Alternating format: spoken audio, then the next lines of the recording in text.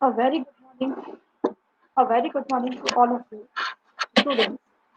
Myself, Dr. Neha Vashni, Faculty of Business Administration and Commerce. Students, today we are going to discuss the meaning and definition of contract. As we all know, that the uh, contract is the founding step of Indian Contract Act 1872. हम बहुत सारे contract discuss करेंगे अपने syllabus के अंदर, जैसे BBA and BCom first year के अंदर जो हम पहला बहुत सारे एक्ट्स को डिस्कस करेंगे। उसके अंदर सबसे पहला एक्ट जो हम डिस्कस करते हैं वो है Indian Contract Act 1872। And Indian Contract Act 1872 को अगर हम समझना चाहते हैं, if you want to understand what is Indian Contract Act 1872? What are its basic principles? It is necessary to understand the meaning and essentials of a contract because Indian Contract Act itself includes a contract. So we will proceed with it. The word contract has been originated from a Latin word contractum, which means joining together. Means अगर हम बात करें contract क्या होता है तो कॉन्ट्रैक्टम से लिया गया है contract which means jointing together और कम टुगेदर। लेकिन अगर हम बात करते हैं लीगल एक्सपर्ट्स के अंदर, लीगल टर्म्स के अंदर, तो कॉन्ट्रैक्ट क्या है? एक एग्रीमेंट है। हम सिंपल वर्ड्स में कहते हैं एक एग्रीमेंट है जो कि क्या है, क्रिएट करता है लीगल ऑब्लिगेशन है, legal rights and duties create करता है उन सभी पार्टीज के लिए जो कुछ कॉन्ट्रैक्ट है। अब बिजनेस के लिए कॉन्ट्रैक्ट इतना इम्पोर्टेंट क्यों है कि हमें एक सेपरेट एक्ट ही बनाना पड़ गया, इंडियन कॉन्ट्रैक्ट एक्ट 1872, क्योंकि बिजनेस और contract are inseparable to each other. हम इन दोनों को एक दूसरे से अलग नहीं कर सकते हैं। हम सोच ही नहीं सकते हैं बिजनेस इसके बिना किसी भी कॉन्ट्रैक्ट के बिना, बिकॉज बिजनेस है तो कॉन्ट्रैक्ट होंगे ही, और कॉन्ट्रैक्ट होंगे तभी बिजनेस चल सकता है।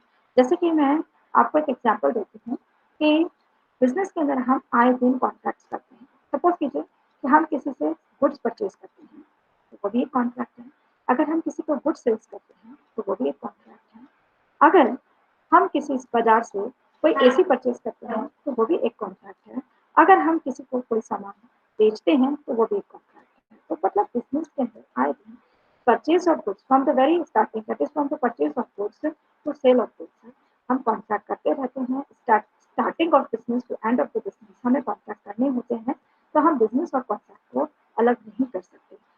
और चूंकि हम बिजनेस और कॉन्ट्रैक्ट को अलग नहीं कर सकते, इसलिए हमारे लिए यह जानना जरूरी है कि इंडियन कॉन्ट्रैक्ट एक्ट में कॉन्ट्रैक्ट का मतलब क्या है, इसका मीनिंग क्या है, इसके एसेंशियल्स क्या हैं, ताकि हम इस एक्ट को बहुत अच्छी तरीके से समझ सकें। तो सबसे पहले हम पहुंचते हैं what is the definition of a contract. तो डेफिनेशन ऑफ अ कॉन्ट्रैक्ट को बेसिकली हम टू पार्ट्स में डिवाइड कर सकते हैं।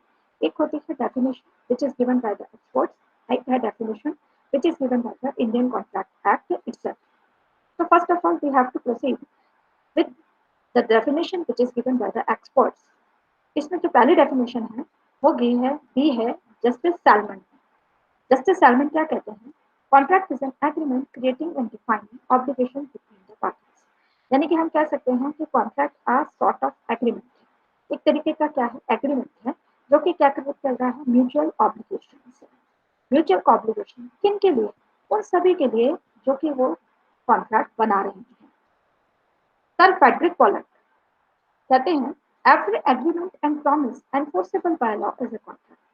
फ्रेडरिक पॉलक साफ साफ कह रहे हैं कि हर एग्रीमेंट या हर वो प्रॉमिस जो एनफोर्सेबल है लॉ से, then that means which is enforceable by law.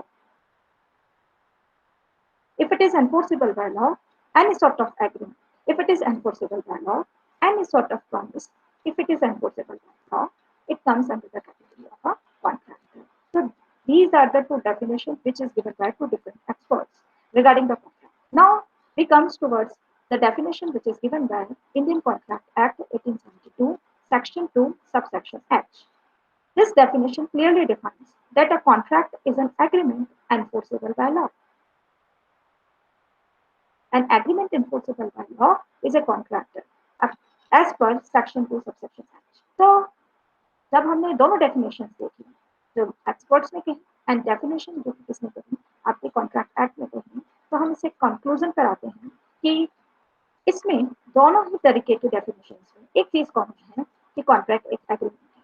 Salmon ने भी कहा कॉन्ट्रैक्ट एग्रीमेंट है, फ्रेडरिक वॉलेस ने भी कहा कि कॉन्ट्रैक्ट एक एग्रीमेंट है, और इंडियन कॉन्ट्रैक्ट एक्ट भी कहता है कि साहब आपका जो कॉन्ट्रैक्ट है वो एक एग्रीमेंट है, यानी कि एग्रीमेंट प्लस एनफोर्सिबिलिटी। एग्रीमेंट के अंदर एनफोर्सिबिलिटी है, इसका एक सिंपल सा हम इक्वेशन बना सकते हैं कि agreement plus enforceability is known as a contract. इसको हम एक एग्जांपल से समझते हैं। A agrees to sell his car to B against ₹1, यानी कि ए और बी के बीच में एक एग्रीमेंट हो रहा है जिसमें ए एग्री कर रहा है कि वो बी को क्या देगा, एक कार बेचेगा, और कितने रुपए के बदले में, कितने अगेंस्ट कितने रुपीज, तो 1 लाख रुपीज। ठीक है, यानी ए अपनी कार देगा और बी उसके बदले में क्या देगा, 1 लाख रुपीज देगा। यानी कि यहाँ पर हम देख रहे हैं कि ए के लिए ऑब्लिगेशन है कार देना और बी के लिए ऑब्लिगेशन है 1 लाख रुपीज देना।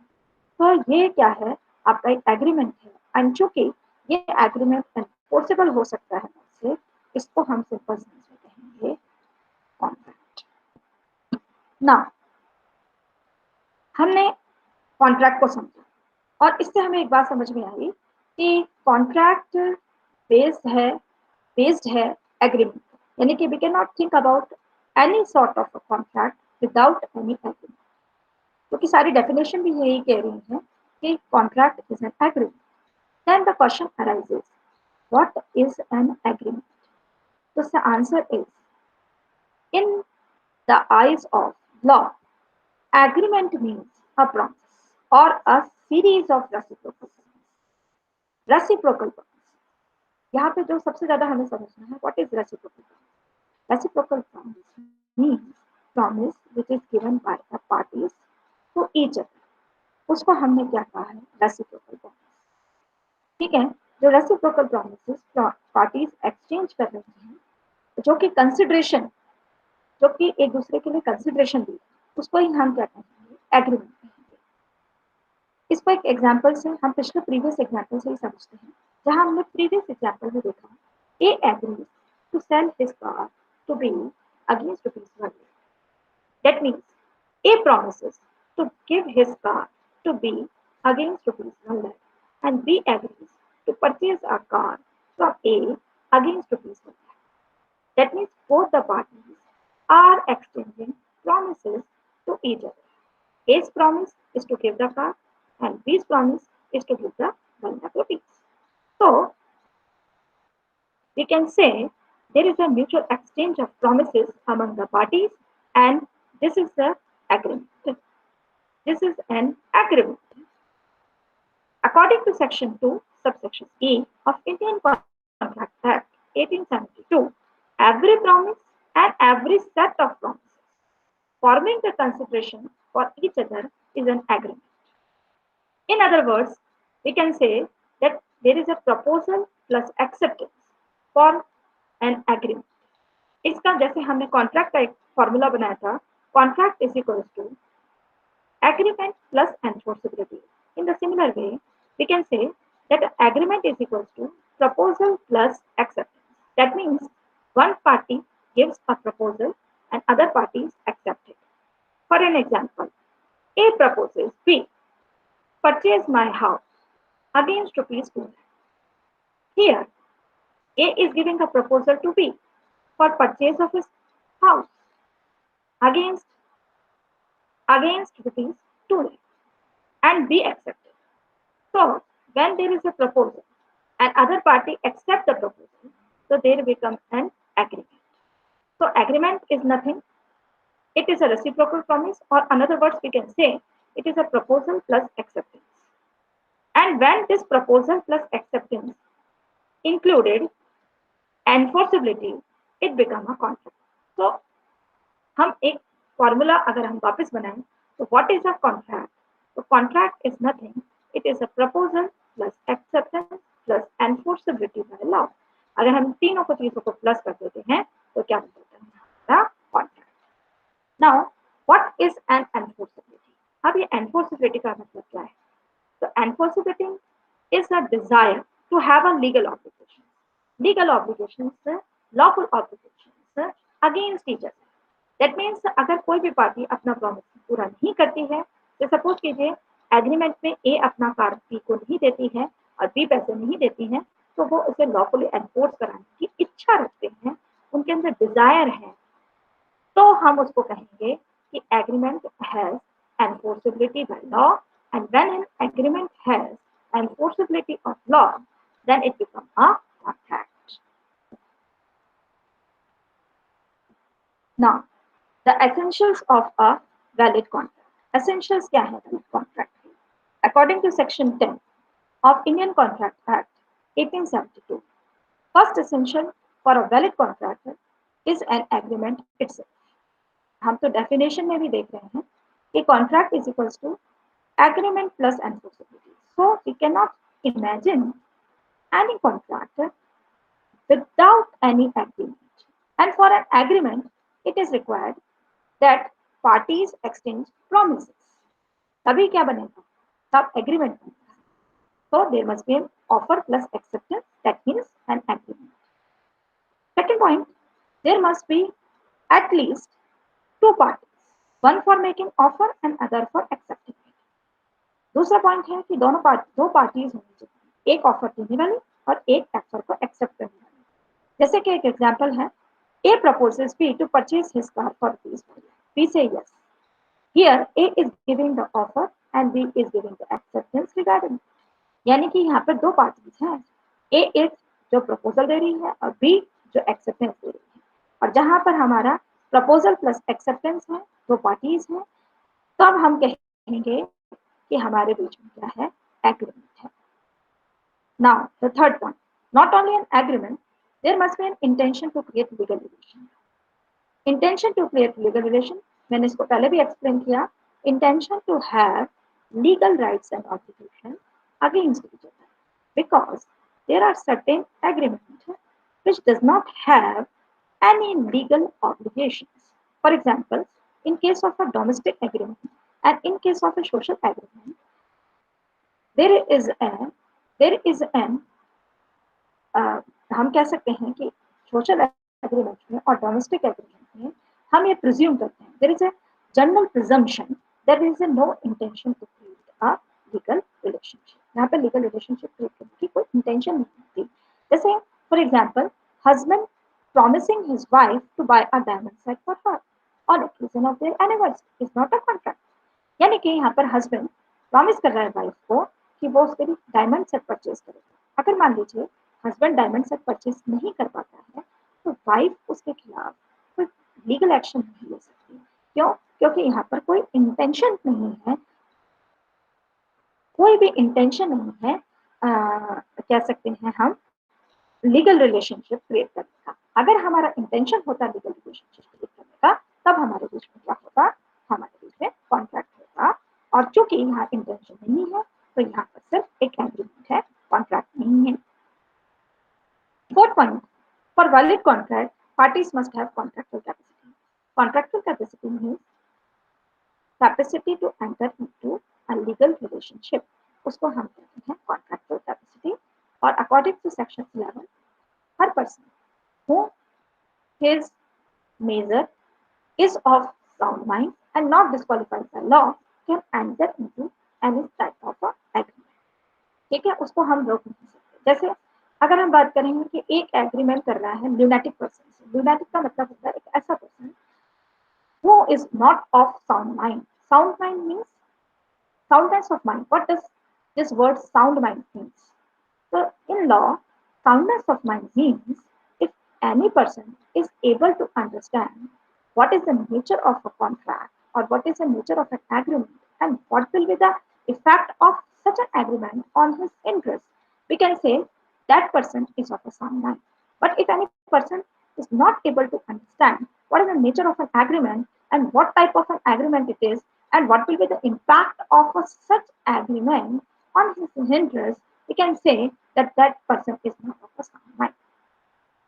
And lunatic is such type of a person who does not have any soundness. So, if he entered into such type of agreement, he cannot enforce such type of agreement because lunatic person does not have any contractual capacity. So, contractual capacity is required for both the parties.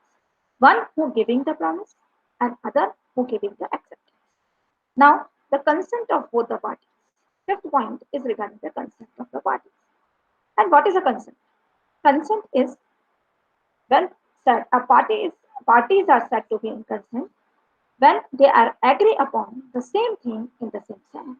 For example, A has two cars, one is white and one is black. A intends to sell his car to B, but B accepts the offer willingly to B. That means A is giving a proposal for a black car, but B is giving an acceptance for white car. तो हम कह सकते हैं कि दोनों parties में क्या नहीं है, कंसेंट नहीं है, और चूंकि कंसेंट नहीं है तो इनके बीच में कोई कॉन्ट्रैक्ट नहीं है. नेक्स्ट है free consent. Not only consent is required, parties के बीच में फ्री कंसेंट होना चाहिए. That means consent must be fair and genuine. And when we can say that our consent is fair and genuine when it is not induced by coercion, undue influence, fraud, and misrepresentation. That means there should not be any sort of physical pressure, mental pressure, fraud, or misrepresentation while taking the consent of any party. We can say the party is in free consent. Parties are giving their consent free.